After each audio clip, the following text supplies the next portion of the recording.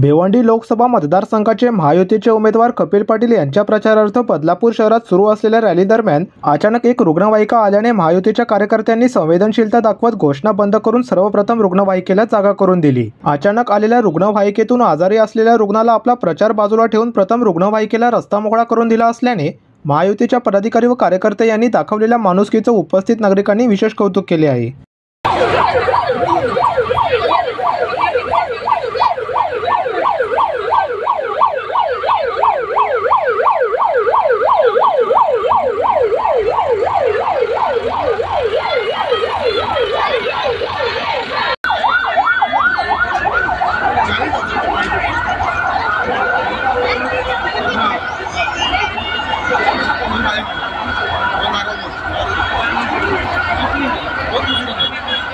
प्रतिनिधी ऋतिकेश रोकडे, लोकपालक न्यूज, बदलापूर।